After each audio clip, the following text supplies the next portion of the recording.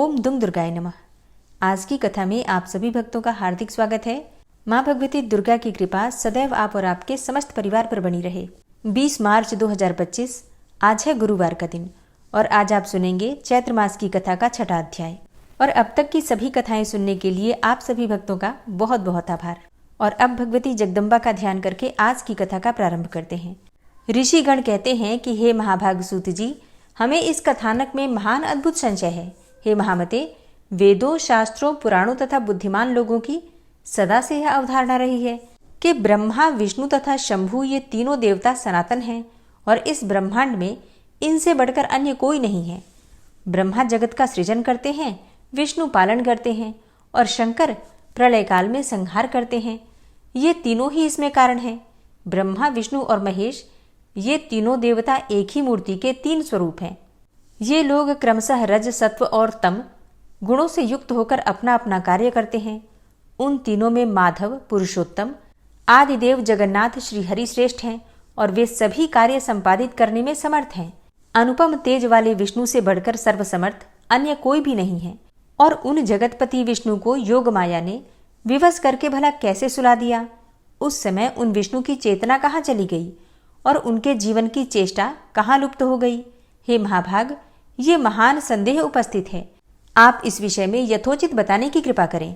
जिस शक्ति के विषय में आप पहले बता चुके हैं कि उसने भगवान विष्णु को भी पराभूत कर दिया था, वह कौन सी शक्ति है और वह शक्ति कहाँ से उद्भूत हुई, शक्ति संपन्न कैसे हुई तथा उसका स्वरूप क्या है? हे सुव्रत, यह सब हमें स्पष्ट रूप से बतलाइए कि जो विष्णु हैं वे तो सबके ईश्वर, वासुदेव, जगत के गुरु, परमात्मा हैं, परम आनंद स्वरूप हैं तथा सच्चिदानंद की साक्षात मूर्ति हैं। सब कुछ करने में समर्थ भी हैं, सबका पालन करने वाले हैं, सभी चराचर का सृजन करने वाले, रजोगुण से रहित, सर्वव्यापी और पवित्र हैं। वे परात्पर विष्णु निद्रा की परतंत्रता में कैसे आबद्ध हो गए? हे परंतप, हमें इस प्रकार का आश्चर्यजनक संदेह है।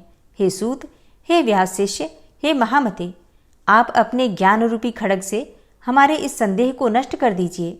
तब सूत जी बोले, हे मुनिजन, इस चराचर जगत में ऐसा कौन है जो इस शंका का समाधान कर सके, जबकि ब्रह्मा के पुत्र सनकादि मुनि तथा नारद, कपिल आदि भी इस विषय में मोहित हो जाते हैं। हे मुनिश्रेष्ठ, हे महाभाग, तब इस जटिल समस्या के समाधान में मैं क्या कहूँ? देवताओं में भगवान विष्णु ही सर्वव्यापी एवं सभी भूतों के रक्षक कहे गए हैं और उन्हीं से इस चराचर समस्त विराट संसार की सृष्टि हुई है। वे सभी देवता परात्पर परमात्मा को नमस्कार करके नारायण, ऋषिकेश, वासुदेव, जनार्दन रूप में उनकी उपासना करते हैं। कुछ लोग महादेव, शंकर, शशिशेखर, त्रिनेत्र, पंचवक्त्र, शूलपाणी और वृषभध्वज के रूप में उन्हीं की उपासना करते हैं। सभी वेदों में भी त्र्यंबक अर्थात त्रयंबक, कपर्दी, पंचवक्त्र, गौरी देहार्धधारी, कैलाशवासी, सर्वशक्ति समन्वित, भूतगणों से सेवित एवं दक्ष यज्ञ विध्वंसक आदि नामों से उनका गुणगान किया गया है। हे महाभागो, वैदिक विद्वान लोग सूर्य आदि नामों से भी नित्य प्रातः, सायं तथा मध्याह्न काल में संध्या करते समय विविध प्रकार की स्तुतियों से उन्हीं की प्रार्थना करते हैं। सभी वेदों में सूर्य की उपासना ही श्रेष्ठ कही गई है तथा उन महात्मा का नाम परमात्मा कहा गया है।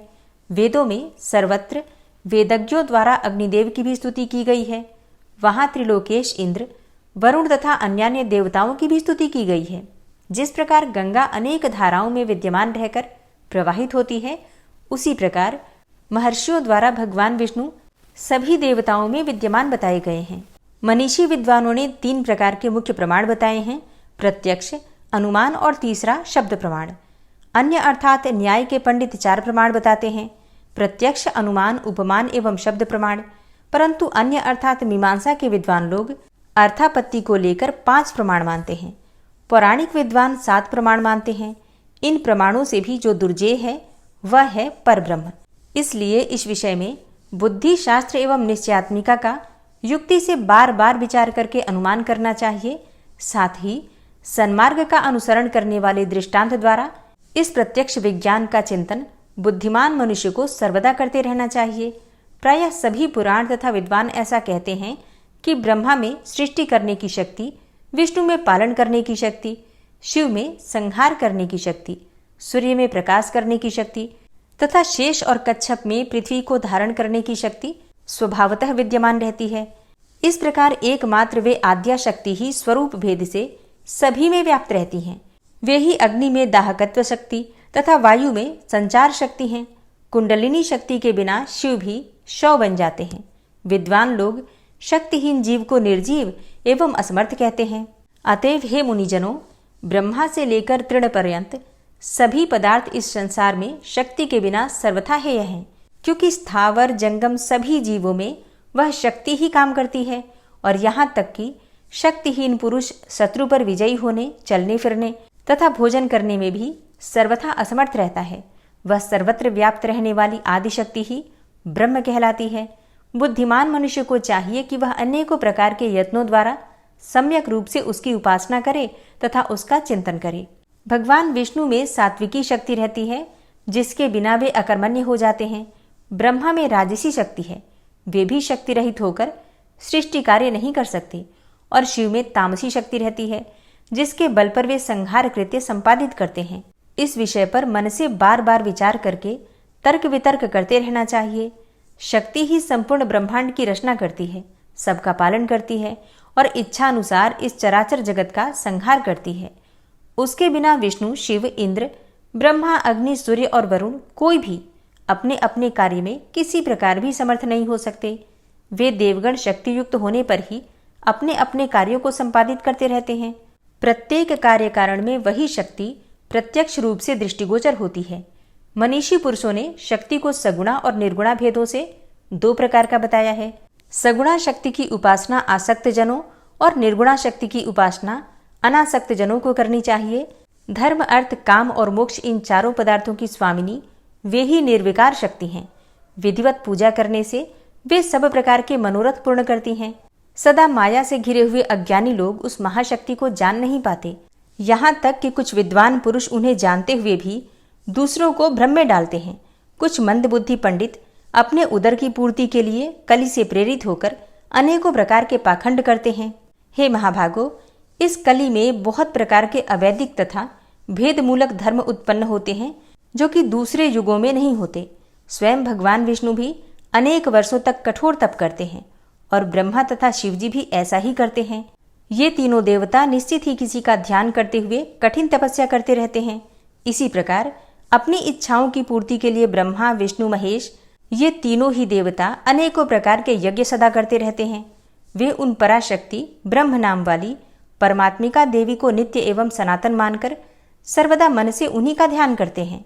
हे मुनिश्रेष्ठ, सब शास्त्रों का यही निश्चय जानना चाहिए कि दृढ़ निश्चयी विद्वानों के द्वारा वे आदि शक्ति ही सदा सेवनीय है। यह गुप्त रहस्य मैंने कृष्ण द्वैपायन से सुना है, जिसे उन्होंने नारद जी से और नारद जी ने अपने पिता ब्रह्मा जी से और ब्रह्मा जी ने भी भगवान विष्णु के मुख से सुना था।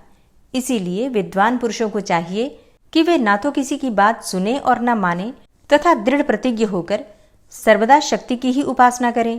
शक्तिहीन असमर्थ पुरुष का व्यवहार तो प्रत्यक्ष ही देखा जाता है कि वह कुछ नहीं कर पाता।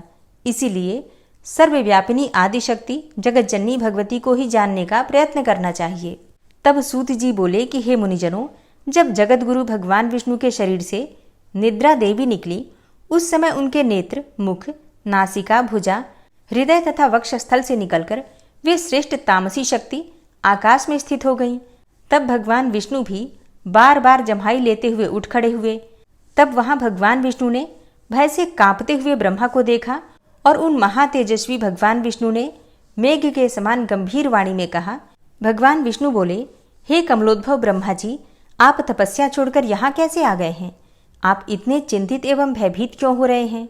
ब्रह्मा जी बोले, हे देव, आपके कानों के मैल से दो महादानव उत्पन्न हो गए थे, जो महाभयंकर एवं महाबली हैं, जिनका नाम मधु और कैटभ है। उन्हीं दोनों के भय से मैं आपके पास आया हूँ। हे जगतपते, हे वासुदेव, आप मुझ भयभीत तथा किंकर्तव्य विमूढ़ की रक्षा कीजिए। विष्णु बोले कि हे ब्रह्मन, अब आप निर्भय हो जाइए, उनकी मृत्यु निकट है, इसीलिए वे यहाँ युद्ध करने के लिए आएंगे और मैं उन दोनों दैत्यों का वध करूंगा। सूत जी बोले कि इस प्रकार भगवान विष्णु ब्रह्मा से कह ही रहे थे कि वे दोनों मतवाले महाबली दैत्य ब्रह्मा जी को ढूंढते हुए वहां आ पहुंचे। हे श्रेष्ठ मुनियों, वे दैत्य उस महासागर के जल में बिना किसी अवलंब के निश्चिंत होकर खड़े थे। उन अहंकारी राक्षसों ने ब्रह्मा जी से कहा, तुम भागकर इनके पास क्यों आए और अब तुम युद्ध करो। इनके देखते देखते ही हम लोग तुम्हें मार डालेंगे। तत्पश्चात शेष शैया पर सोने वाले इस पुरुष को भी मार डालेंगे। इसलिए तुम हम दोनों भाइयों से या तो युद्ध करो अथवा ये कहो कि मैं तुम्हारा सेवक हूं। सूत जी बोले, उन दैत्यों का वचन सुनकर भगवान विष्णु ने कहा, अरे दानवेंद्रो, तुम दोनों मेरे साथ यथेच्छ युद्ध करो। मैं तुम दोनों दैत्यों का घमंड चूर चूर कर डालूंगा। हे महाभागो, तुम दोनों की लड़ने की इच्छा है और अपने को महायोद्धा समझ रहे हो तो आ जाओ। सूत जी बोले कि भगवान का यह वचन सुनते ही उन दैत्यों के नेत्र क्रोध से लाल हो गए और जल में खड़े निराधार वे दोनों भयंकर दानव युद्ध करने को तैयार हो गए। इनमें मधु दैत्य कुपित होकर विष्णु से युद्ध करने के लिए शीघ्र ही चल पड़ा और कैटब वहीं खड़ा रहा। दो मतवाले वीरों के समान मधु और विष्णु में बाहुयुद्ध होने लगा। जब मधु थक गया तब कैटब उनसे लड़ने लगा। इस प्रकार क्रमशः कुपित एवं मदांध दोनों दैत्य परम प्रतापी भगवान विष्णु के साथ बारी बारी से बाहुयुद्ध करते रहे। उस समय वहां उस युद्ध के दृष्टा ब्रह्मा और आकाश में स्थित आदिशक्ति देवी थीं। बहुत दिनों तक युद्ध करते करते भी वे दैत्य नहीं थके। तब भगवान विष्णु को ग्लानि होने लगी। इस प्रकार जब युद्ध करते हुए 5000 वर्ष बीत गए तब भगवान विष्णु उन दैत्यों की मृत्यु का उपाय सोचने लगे। उनके विचार में आया कि मैंने 5000 वर्ष तक इनके साथ युद्ध किया, किंतु ये भयानक दानव थके नहीं और मैं थक गया। यह बड़े आश्चर्य की बात है। मेरा वह पराक्रम और बल कहाँ चला गया। ये दोनों मुझसे लड़ते हुए भी स्वस्थ हैं। इसका कारण क्या है? अब मुझे अच्छी तरह विचार करना चाहिए।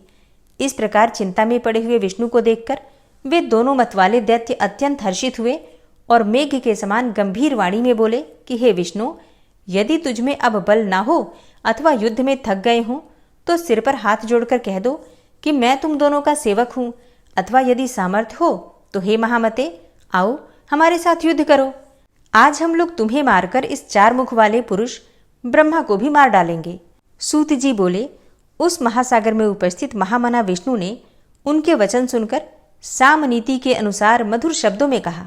भगवान विष्णु बोले कि यह सनातन धर्म है कि थके हुए, डरे हुए, शस्त्र त्यागे हुए, गिरे हुए एवं बालक पर वीर लोग प्रहार नहीं करते। मैंने तो यहाँ 5000 वर्षों तक युद्ध किया। मैं अकेला हूँ और तुम दोनों भाई समान बल वाले वीर हो और दोनों बीच बीच में बारी बारी से विश्राम भी करते रहे हो। अब मुझे भी थोड़ा सा विश्राम कर लेने दो। तत्पश्चात मैं पुनः लड़ूंगा, इसमें कोई संदेह नहीं है। बलि एवं मदोन्मत्त तुम दोनों भी कुछ विश्राम कर लो, तब मैं विश्राम करके न्याय धर्म के अनुसार युद्ध करूंगा। सूत जी बोले कि भगवान विष्णु की बात सुनकर दोनों दानव भी युद्ध करने की इच्छा से कुछ दूर जाकर विश्राम करने लगे। उन्हें बहुत दूर बैठे देखकर चतुर्भुज भगवान विष्णु उनके मरने का उपाय सोचने लगे। ध्यान की अवस्था में होकर विचार करने पर उन्हें ज्ञात हो गया कि इन दोनों को देवी के द्वारा इच्छा मृत्यु का वरदान प्राप्त है, इसी कारण वे थकते नहीं हैं। वे सोचने लगे कि मैंने तो व्यर्थ में ही युद्ध किया, मेरा तो सब परिश्रम व्यर्थ गया। इस वरदान की बात को जानकर भी अब मैं इनसे कैसे युद्ध करूं, और यदि युद्ध ना भी करूं तो भी ये दैत्य यहां से हटेंगे कैसे? यदि इनका विनाश न होगा तो वर प्राप्त दोनों दुर्धर्ष दैत्य सबको दुख देते रहेंगे। देवी ने जो वरदान इन्हें दिया है वह भी अत्यंत कठिन है। अत्यंत दुखी, रोगी और दीनहीन प्राणी भी स्वेच्छा कभी नहीं मरना चाहता। तब भला ये दोनों मदोन्मत्त दैत्य क्यों मरना चाहेंगे? अतएव अब मैं सब चिंता छोड़कर उन आदिशक्ति भगवती विद्या देवी की शरण में जाऊं जो सबकी कामनाएं सिद्ध करने वाली हैं, क्योंकि बिना उनके प्रसन्न हुए कोई कामनाएं पूर्ण नहीं होती। ऐसा मन में विचार करते ही भगवान विष्णु ने आकाश में स्थित परम सुंदर रूप वाली योग निद्रा भगवती शिवा को देखा। उन्हें देखते ही योगेश्वर अनंत भगवान विष्णु उन दोनों दैत्यों के विनाश के लिए हाथ जोड़कर वर प्रदायिनी भगवती भुवनेश्वरी की स्तुति करने लगे। भगवान विष्णु बोले कि हे देवी, हे महामाये, हे सृष्टि संहारकारिणी, हे आदि अंतरहित, हे चंडी, हे भुक्ति मुक्ति प्रदायिनी शिवे, आपको नमस्कार है। हे देवी, मैं आपके सगुण तथा निर्गुण रूप को नहीं जानता, फिर आपके जो असंख्य अद्भुत चरित्र हैं उन्हें कैसे जान पाऊंगा? मैंने आपके अत्यंत दुर्घट प्रभाव को आज जाना है, जबकि मैं आपके द्वारा प्रेरित योग निद्रा में विलीन होकर अचेत हो गया था। ब्रह्मा ने मुझे बड़े यत्न से बार बार जगाया था, किंतु मैं अपनी छहों इंद्रियों के संकुचित होने के कारण जाग न सका। हे अंबिके, उस समय मैं आपके प्रभाव से अचेत हो गया था। जब आपने अपना वह प्रभाव हटा लिया तब मैं जगा और मैंने उन दानवों के साथ अनेकों प्रकार से युद्ध किया।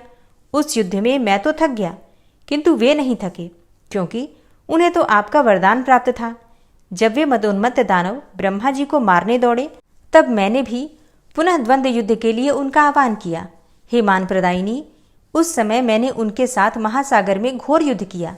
बाद में मुझे ज्ञात हुआ कि आपने उन्हें इच्छा मरण का अद्भुत वरदान दिया है। अब ये जानकर आज मैं शरणदायिनी आपकी शरण में आया हूँ। अतएव हे माता, अब मेरी सहायता आप ही करें, क्योंकि मैं युद्ध करते करते बहुत ही खिन्न हो गया हूँ। हे देवताओं की पीड़ा हरने वाली, आपके वरदान से दोनों दानव मदोन्मत्त हो गए हैं। वे दोनों पापी दैत्य मुझे मार डालना चाहते हैं। अब मैं क्या करूं, कहाँ जाऊं? प्रणाम करते हुए उन जगन्नाथ सनातन वासुदेव विष्णु के ऐसा कहने पर मुस्कुराती हुई उन देवी ने उनसे कहा, हे देवदेव, हे हरे, हे विष्णु, आप पुनः उनसे युद्ध कीजिए। इन दोनों वीरों को छल पूर्वक मोहित करके ही मारा जा सकता है। मैं अपनी वक्र दृष्टि से उन्हें मोहित कर दूंगी। हे नारायण, अपनी माया से जब मैं इन्हें मोहित कर दूंगी तब आप शीघ्र ही इन दोनों का वध कर डालिएगा। सूत जी बोले कि देवी के प्रीति रस से पूर्ण वचनों को सुनकर भगवान विष्णु उस सागर में युद्ध स्थल में आकर खड़े हो गए। तब विष्णु को आते देखकर वे दोनों युद्ध के अभिलाषी महाबली दैत्य भी वहां आ डटे। भगवान विष्णु को अपने सामने देखकर वे बड़े प्रसन्न हुए और कहने लगे, हे महाकाम, हे चतुर्भुज, ठहरो ठहरो। हार और जीत को प्रारब्ध के अधीन समझकर अब तुम हमारे साथ युद्ध करो। बलवान व्यक्ति विजय प्राप्त करता है, किंतु कभी कभी भाग्यवश दुर्बल व्यक्ति भी जीत जाता है। आप जैसे महापुरुष को जय या पराजय में हर्ष या शोक कभी नहीं करना चाहिए। आपने दानव शत्रु होकर पूर्व काल में बहुत से दैत्यों को अनेकों बार हराया है, परंतु इस समय तो हम दोनों के साथ लड़ते हुए आप पराजित हो गए हैं। सूत जी बोले, ऐसा कहकर वे दोनों महाबाहु दैत्य युद्ध करने को तत्पर हो गए। तब वहां अवसर देखकर जो ही विचित्रकर्मा विष्णु ने उन दोनों पर मुष्टि से प्रहार किया, त्यों ही उन दोनों बलोन्मत्त दैत्यों ने भी विष्णु पर मुष्टि प्रहार किया। इस प्रकार उनमें परस्पर महाभयंकर युद्ध होने लगा। उन दोनों महाबलशाली दानवों को युद्ध में रत देखकर नारायण श्री हरि ने दीन दृष्टि से भगवती की ओर देखा। सूत जी कहते हैं, भगवान विष्णु की ऐसी करुणाजनक दीन दशा देखकर अरुण नेत्रों वाली भगवती उन दोनों दैत्यों की ओर देखकर हंसने लगी और उन्होंने दूसरे काम बाणों के समान मंद मुस्कान युक्त तथा प्रेम भाव से भरे अपने कटाक्षों से उन पर प्रहार किया। इस प्रकार देवी के कटाक्ष को देखकर वे पापी मधुकैटभ अत्यंत मोहित हो गए। वे कामांध दानव अपने ऊपर भगवती की विशेष अनुकंपा जानकर काम बाण से अत्यंत पीड़ित होने लगे और अपूर्व शोभाशालिनी भगवती को देखते हुए वे वहीं खड़े हो गए। भगवान विष्णु भी देवी के उस प्रयत्न को समझ गए और दोनों कामी दानवों को देवी की माया से विमोहित जानकर स्वकार्य साधक भगवान विष्णु ने वहां मेघ के समान गंभीर एवं मधुर वचनों के द्वारा उन दोनों का उपहास करते हुए कहा, हे वीरों, तुम्हारी जो इच्छा हो वर मांगो। तुम दोनों के युद्ध से मैं अत्यंत हर्षित हूं, अतः मैं तुम्हें मनोभिलषित वर दूंगा। यद्यपि पूर्व काल में भी मेरे द्वारा अनेकों दानव युद्ध करते हुए देखे गए हैं, किंतु तुम दोनों भाइयों के समान मैंने किसी को देखा सुना नहीं। तुम दोनों के अतुलनीय बल को देखकर मैं बहुत संतुष्ट हूँ। हे महाबली दानवों, मैं तुम दोनों भाइयों की वांछित कामनाएं पूर्ण करूंगा। सूत जी कहते हैं कि विष्णु का यह वचन सुनकर कमल के समान नेत्रों वाले काम पीड़ित वे दोनों दैत्य जगदानंद दायिनी भगवती महामाया को देखते हुए विष्णु से अभिमान पूर्वक बोले, हे विष्णु, हम लोग याचक नहीं हैं, अतः आप हम लोगों को देना क्यों चाहते हैं? हे देवेश, यदि आप लेना चाहें तो आप जो मांगिए हम दे सकते हैं, क्योंकि हम लोग भिक्षुक नहीं हैं, दाता हैं। हे ऋषिकेश, आप अपना मनोभिलषित वरदान मांगिए। हे वासुदेव, आपके अद्भुत युद्ध से हम लोग आपके ऊपर अत्यंत प्रसन्न हैं। उन दोनों का वचन सुनकर भगवान विष्णु ने उत्तर दिया कि यदि तुम दोनों मेरे ऊपर प्रसन्न हो तो यही वरदान दो कि तुम दोनों भाई अब मेरे ही हाथों मारे जाओ। सूत जी बोले, भगवान विष्णु का यह वचन सुनकर दोनों भाई चकित हो गए और अपने को उनके द्वारा ठगा हुआ समझकर शोक से चिंतित हो गए। कुछ देर के बाद मन में विचार करके संपूर्ण भूमि को स्थल रहित तथा वहां सर्वत्र जल ही जल देखकर उन्होंने विष्णु से कहा, हे जनार्दन विष्णु, आपने हम लोगों को पहले जो वरदान देने को कहा था, यदि आप सत्यवादी हैं तो पहले उस वांछित वर को प्रदान कीजिए। हे मधुसूदन, आप हमें किसी निर्जल प्रदेश की सुविस्तृत भूमि पर मारिए, तभी हम आपसे मारे जा सकेंगे, अन्यथा नहीं। अतः हे माधव, अब आप सत्यवादी बनिए। तब भगवान विष्णु ने अपने सुदर्शन चक्र का स्मरण करके उन दोनों दानवों से हंसते हुए कहा, हे महाभागो, तुम्हारे कथनानुसार निर्जल तथा सुविस्तृत भूमि पर ही मैं आज तुम दोनों को मारूंगा। ऐसा कहकर देवताओं के आराध्य भगवान विष्णु ने अपनी दोनों जांघों को सुविस्तृत करके जल के ऊपर ही स्थल दिखा दिया और उनसे कहा कि दैत्यों, देखो, यहाँ जल नहीं है, ये पृथ्वी है, अतः यहीं पर तुम दोनों अपना सिर रखो। ऐसा करने से ही आज हम और तुम दोनों सत्यवादी सिद्ध होंगे। उस समय विष्णु का तथ्यपूर्ण वचन सुनकर तथा अपने मन में विचार करके उन दोनों दैत्यों ने अपना शरीर बढ़ाकर 1000 योजन लंबा चौड़ा कर दिया। तब भगवान विष्णु ने भी अपनी जांघों को बढ़ाकर उनसे भी दुगना कर दिया। यह देखकर वे दोनों दैत्य बड़े विस्मय में पड़ गए, परंतु अपनी बात सत्य प्रमाणित करने के लिए उन्होंने अपने अपने मस्तक उस अत्यंत अद्भुत जंघे पर रख दिए। उसी समय प्रतापी भगवान विष्णु ने अपने सुदर्शन चक्र से जंघे पर स्थित उनके विशाल सिरों को वेगपूर्वक धड़ से अलग कर दिया। जब दोनों दैत्य मधु और कैटभ मारे गए, तब उन्हीं की मेद अर्थात चर्बी से संपूर्ण सागर पट गया। हे मुनीश्वरों, तभी से पृथ्वी का नाम मेदिनी पड़ गया और इसीलिए मृत्तिका भी अभक्ष्य मानी जाने लगी, अर्थात मिट्टी को खाने योग्य नहीं माना गया। सूत जी कहते हैं कि आप लोगों ने जो भी प्रश्न किया था उसका ठीक ठीक उत्तर मैंने दे दिया। बुद्धिमान मनुष्य को चाहिए कि वे महामाया महाविद्या की सर्वदा उपासना करते रहें, क्योंकि वे पराशक्ति ही समस्त देव दानवों द्वारा आराध्य हैं। उनसे बढ़कर कोई दूसरा देवता तीनों लोकों में नहीं है। यह बात सर्वदा सत्य है एवं वेदों तथा शास्त्रों का निष्कर्ष है कि सगुण अथवा निर्गुण रूप में सर्वदा उस पराशक्ति का ही पूजन करते रहना चाहिए। ओम नमः चंडिकायै। आज की कथा का यहीं पर समापन करती हूँ। इसके आगे का वृतांत आप कल की कथा में सुनेंगे। श्रीमद् देवी भागवत की ये कथाएं आपको कैसी लगती हैं, कमेंट बॉक्स में जरूर बताइए। और अब आप सुनेंगे श्री देवी दुर्गा कवच। ओम नमः चंडिकायै। माँ दुर्गा के चंडी रूप को हमारा नमन है। यह भगवान ब्रह्मा जी के द्वारा लिखा गया चंडी कवच है, जिसमें कुल 56 छंद हैं। चामुंडा देवता, दिग्बंध देवता, जगदम्बा माता इत्यादि का ध्यान करके हम इस दुर्गा सप्तशती के पाठ का प्रारंभ कर रहे हैं। मार्कंडेय जी पितामह ब्रह्मा जी से कह रहे हैं कि हे भगवान ब्रह्मा, जो इस विश्व में गोपनीय है वह रहस्यपूर्ण है तथा जो सभी की रक्षा करता है और हमें अधर्म से बचाता है, साथ ही जिसे आपने अभी तक किसी को दिखाया भी नहीं है, ऐसा कोई साधन या उपाय मुझे बताइए। मार्कंडेय जी के इस प्रश्न पर भगवान ब्रह्मा कहते हैं कि उस साधन का नाम तो देवी कवच ही है, जो इस विश्व में अत्यधिक गोपनीय है। वह देवी कवच सभी का कल्याण करने वाला, पवित्रता और पुण्य देने वाला है। आपको इसी का ही जाप करना चाहिए, इससे ही आपका उद्धार होगा। माँ दुर्गा की 9 मूर्तियाँ हैं। माँ दुर्गा का प्रथम स्वरूप है माँ शैलपुत्री, दूसरा स्वरूप है माँ ब्रह्मचारिणी, माँ दुर्गा का तीसरा स्वरूप है माँ चंद्रघंटा और चौथा स्वरूप है माँ कुष्मांडा। उनका 5वां रूप स्कंद माता का है और छठा रूप माँ कात्यायनी है। 7वां स्वरूप है माँ कालरात्रि का और 8वां स्वरूप माँ महागौरी के नाम से प्रसिद्ध है। माँ दुर्गा का 9वां रूप है माँ सिद्धिदात्री। यही नव दुर्गा के रूप हैं जिसे भगवान ब्रह्मा के द्वारा वेदों के माध्यम से बताया गया है। जो मनुष्य अग्नि में जल रहा हो, सभी ओर से शत्रुओं से घिर गया हो, विपरीत परिस्थितियों का सामना कर रहा हो और उस समय यदि वह माँ दुर्गा की शरण में जाता है तो उसका कभी भी बुरा नहीं हो सकता है। अर्थात माँ दुर्गा का ध्यान किए जाने पर माँ दुर्गा उसकी हर परिस्थिति में सहायता करती हैं। यदि युद्ध का समय हो और मनुष्य संकटों में घिरा हुआ हो तो भी माँ दुर्गा के प्रभाव से उसका कुछ भी बुरा नहीं होता है। माँ दुर्गा उसके दुख, पीड़ा, भय इत्यादि का नाश कर देती हैं। जो भी भक्तगण माँ दुर्गा की भक्ति करता है, माँ दुर्गा अवश्य ही उन्हें अभय दान देती हैं। जो कोई भी देवी दुर्गा का ध्यान करता है, माँ दुर्गा उसकी हर प्रकार से रक्षा करती हैं और इस बात में कोई भी संशय नहीं है। चामुंडा माता का वाहन प्रेत है और वे उस पर सवारी करती हैं। वाराही माता का वाहन भैंसा है। ऐन्द्री माता का वाहन हाथी है तो वही वैष्णवी माता का वाहन गरुण है। भगवान शिव की पत्नी व सभी की ईश्वरी माँ पार्वती का वाहन वृषभ है। कुमारी माता का वाहन मोर है। लक्ष्मी माता कमल के आसन पर विराजमान है और उन्होंने अपने हाथों में भी कमल लिया हुआ है। वे भगवान विष्णु को अत्यधिक प्रिय हैं।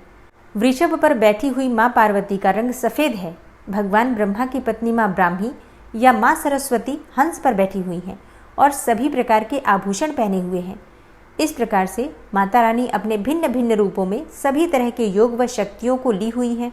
उन्होंने कई प्रकार के आभूषण व रत्न पहने हुए हैं जो उनकी शोभा को बढ़ा रहे हैं।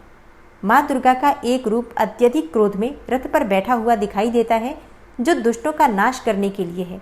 वे अपने हाथ में शंख, सुदर्शन चक्र, गदा, हल, मूसल इत्यादि लिए हुए हैं। इसके अलावा उन्होंने अपने हाथों में खेटक, तोमर, परशु, पाश, त्रिशूल तथा उत्तम कोटि का धनुष भी लिया हुआ है। माँ दुर्गा दैत्यों, दुष्टों व राक्षसों का नाश कर देती हैं, भक्तों का कल्याण करती हैं तथा देवताओं का सदैव हित करती हैं। इसी उद्देश्य के तहत ही उन्होंने भिन्न भिन्न भांति के अस्त्र शस्त्र लिए हुए हैं।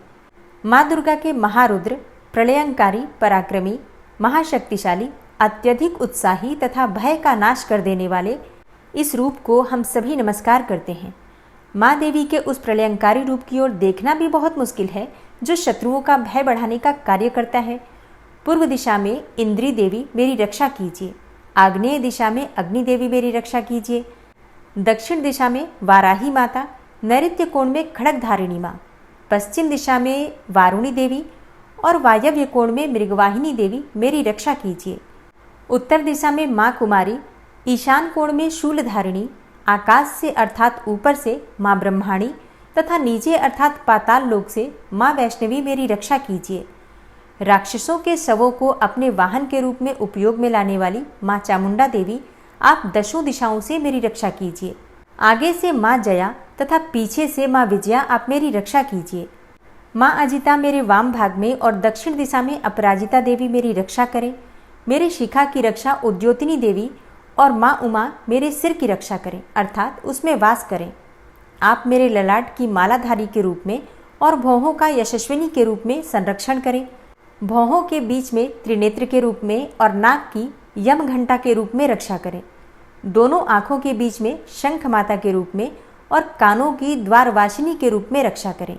मेरे कपाल की कालिका के रूप में और कानों के मूल की शांकरी देवी रक्षा करें। नासिका की सुगंधा देवी और होंठ के ऊपरी भाग की चर्चिका देवी रक्षा करें। होंठ के निचले भाग की रक्षा अमृत कला देवी और जीभ की सरस्वती देवी रक्षा करें। मेरे दांतों की कुमारी देवी, कंठ की चंडिका देवी, घंटिका की चित्रघंटा देवी और तालु की महामाया देवी रक्षा करें।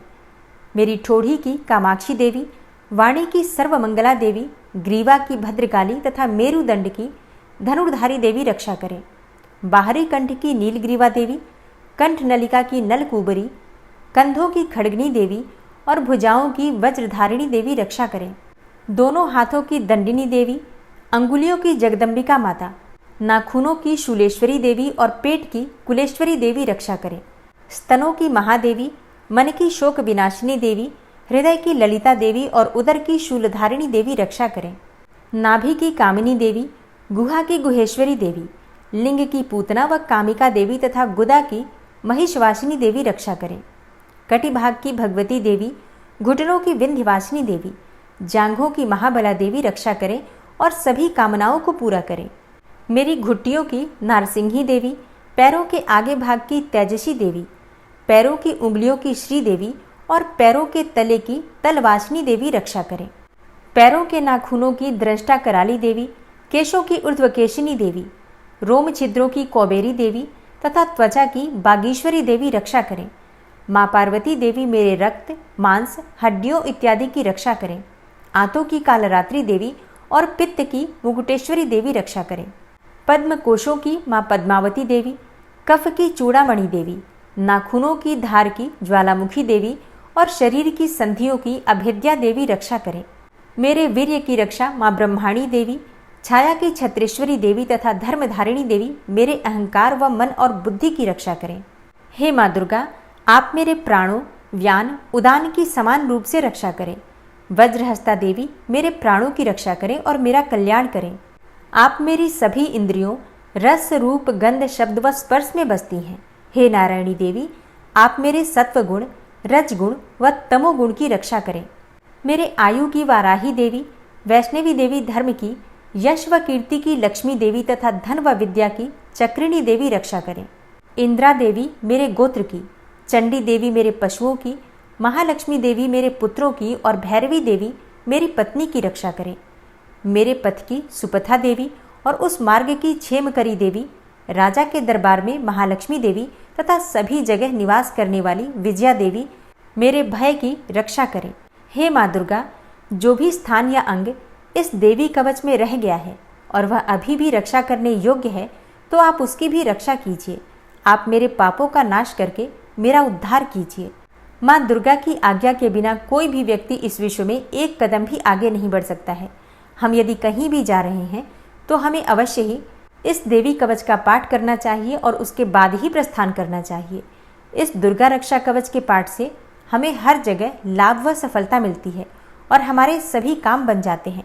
हम जब भी माँ दुर्गा का ध्यान करते हैं, वैसे ही हमारे सभी काम बनते चले जाते हैं। उस व्यक्ति को इस पृथ्वी पर बिना किसी तुलना के परम यश और वैभव प्राप्त होता है। जो भी भक्तगण इस देवी रक्षा कवच का पाठ करता है, उसका भय समाप्त हो जाता है, युद्ध में उसकी विजय होती है तथा वह तीनों लोकों में पूजनीय हो जाता है। देवी माता का यह रक्षा कवच देवताओं तक के लिए बहुत दुर्लभ है। जो व्यक्ति इस देवी कवच का तीनों समय श्रद्धा भाव के साथ पाठ करता है, उसे देवी माता की कृपा से तीनों लोकों में विजय मिलती है। वह अकाल मृत्यु के भय से दूर होता है तथा 100 वर्षों से भी अधिक समय तक जीवित रहता है। इस दुर्गा कवच के पाठ से व्यक्ति के शरीर में होने वाले हर तरह के रोग समाप्त हो जाते हैं। उसके शरीर में बनने वाला विष भी समाप्त हो जाता है तथा कोई रोग उसका कुछ भी बिगाड़ नहीं सकता है। जो भी मनुष्य इस दुर्गा रक्षा कवच को अपने हृदय में धारण कर लेता है, उस पर इस पृथ्वी पर होने वाले सभी तरह के अभिचारण मंत्र, तंत्र का प्रभाव समाप्त हो जाता है। सभी तरह की डाकिनी, शाकिनी, अंतरिक्ष में रहने वाले अति शक्तिशाली व भयंकर डाकिन, भूत, पिशाच, यक्ष, गंधर्व, राक्षस, ब्रह्म राक्षस, वेताल, कुष्मांडा, भैरव इत्यादि सभी तरह की नकारात्मक शक्तियों के प्रभाव इस दुर्गा कवच के माध्यम से समाप्त हो जाते हैं। इस रक्षा कवच का पाठ करने वाला व्यक्ति राजा से सम्मान प्राप्त करता है और उसकी सुख संपत्ति में वृद्धि होती है। जो भी व्यक्ति इस देवी कवच का पाठ करता है, उसका हर जगह यश बढ़ता ही जाता है और जो भी इस कवच का 7 बार जाप करता है, उसका वंश इस पृथ्वी के अंत तक रहता है। इसके पश्चात जब उसकी मृत्यु हो जाती है, तब वह माँ दुर्गा के आशीर्वाद से परम स्थान को प्राप्त करता है, जो देवताओं को भी अत्यंत दुर्लभ है। उसे महामाया का प्रसाद मिलता है और उसकी मुक्ति हो जाती है। वह माँ दुर्गा के आशीर्वाद से सुंदर रूप को धारण करता है और भगवान शिव के समान आनंद प्राप्त करता है। श्री देवी दुर्गा कवच संपूर्ण हुआ। दोस्तों, अगर आप शीतला अष्टमी, एकादशी और नवरात्रि के विषय में जानना चाहते हैं तो चैनल पर वीडियो अपलोड हो चुकी है, जरूर देख लीजिए। और चैनल पर पहली बार आए हैं, अगर अभी तक आपने चैनल को सब्सक्राइब नहीं किया है तो आज की वीडियो अगर आपको अच्छी लगे तो चैनल को सब्सक्राइब करके बेल आइकन को जरूर प्रेस कर लीजिए। इससे ये होगा कि इस चैनल पर जो नई वीडियो अपलोड होंगी उनकी जानकारी आपको सही समय पर प्राप्त होगी। मिलती हूँ मैं आपसे अगली वीडियो में, तब तक के लिए जय श्री राधे।